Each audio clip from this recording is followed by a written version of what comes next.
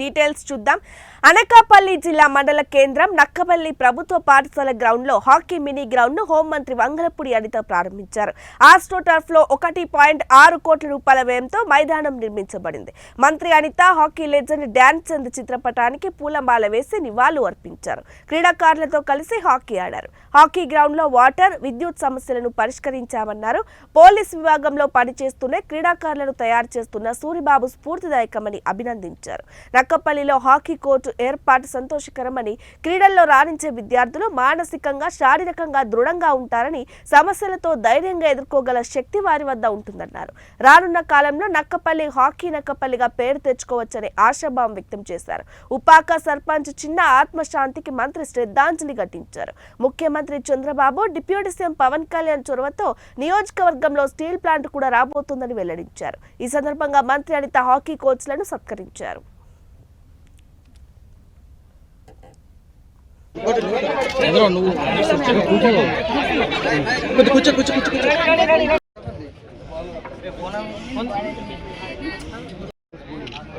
ఇప్పుడే మేము మాట్లాడుకున్నాం. ఇప్పుడు మా గౌరవ ముఖ్యమంత్రి గారు కూడా లాస్ట్ టైం అన్నారు, ఈ స్పోర్ట్స్ కి సంబంధించి ఒక హాస్టల్ కూడా పెట్టాలి. ఎందుకంటే ఇలాంటి పిల్లలు బయటకు వచ్చి ఫుల్ పౌష్టికాహారం తీసుకునే పొజిషన్ కూడా వాళ్ళ తల్లిదండ్రుల దగ్గర ఉండదు. రోజు వాళ్ళకి కావాల్సిన ఫుడ్ పెట్టే స్తోమత కూడా తల్లిదండ్రులకు ఉండదు. అటువంటి సందర్భంలో గవర్నమెంట్ అడాప్ట్ చేసుకుని స్పోర్ట్స్ హాస్టల్స్ కూడా ఏర్పాటు చేయడానికి ఈరోజు సిద్ధంగా ఉన్నాం. ఇలాంటి వాళ్ళందరినీ కూడా అక్కడ చేర్చి వీళ్ళని ట్రైన్ అప్ చేసి రేపొద్దున మనందరం కూడా మన జాతీయ స్థాయిలోని, ఇంటర్నేషనల్ స్థాయిలోని మా సూరిబాబు కళ ఒలింపిక్స్ లో ఆడాలన్న కళని కూడా యాజ్ ఎర్లీ యాజ్ పాసిబుల్ మనందరం కూడా కళని సాకారం చేసుకోవడానికి ముందడుగేద్దామని మీ అందరికీ కూడా తెలియజేసుకుంటూ, ఈ అవకాశం ఇచ్చిన మీ అందరికీ కూడా ప్రత్యేకంగా ధన్యవాదాలు, నమస్కారాలు తెలియజేసుకుని సెలవు తీసుకుంటున్నానండి. జై హింద్. ప్రౌడ్ గా చెప్తున్నా, మా డిపార్ట్మెంట్ లో అబ్బాయి ఈరోజు ఆ డిపార్ట్మెంట్ లో పనిచేసుకుంటూ కూడా ప్రజలకు ఎంతో కొంత సేవ చేయాలి అని చెప్పి తనకున్న ప్యాషన్ ని నలుగురికి పంచడం నిజంగా చాలా స్ఫూర్తిదాయకమైన విషయం. ఎందుకంటే నాకు చాలా ఇది ప్యాషన్, అది ప్యాషన్ అని అనుకుంటాం, కానీ ఆ ప్యాషన్ నలుగురికి పంచి దాని ద్వారా ఒక సాటిస్ఫాక్షన్ తీసుకోవడం అన్నది ఎంతో మందికి రాదు. అటువంటిది ఈ రోజు వాళ్ళు నా డిపార్ట్మెంట్ లో పనిచేసే ఒక కానిస్టేబుల్ ఈ కార్యక్రమం అంతా చేస్తున్నారని చెప్పుకోవడానికి కూడా నేను చాలా గర్వపడుతున్నా.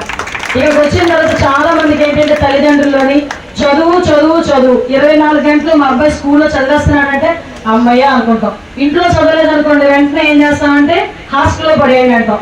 హాస్టల్లోకి వెళ్ళేసరికి ఉదయం 5:30 నుంచి రాత్రి 10:30 వరకు పుస్తకాలు ముందే కూర్చుంటాడు. వాడికి కళ్ళద్దాలు వస్తాయి తప్పి సర్టిఫికేట్ రాదు. కళ్ళద్దాలు మాత్రం డెఫినెట్ గా వస్తాయి. అది నిజంగా చదువుతున్నాడో ఏం చేస్తున్నాడో తెలియదు. ఒకసారి మీరు అబ్జర్వ్ చేసుకుంటే ఆటలాడి చదువుకున్న పిల్లల మెంటాలిటీకి 24 గంటలు ఇంట్లో ఉండే చదువుకునే పిల్లల మనస్తత్వానికి చాలా డిఫరెన్స్ ఉంటుంది.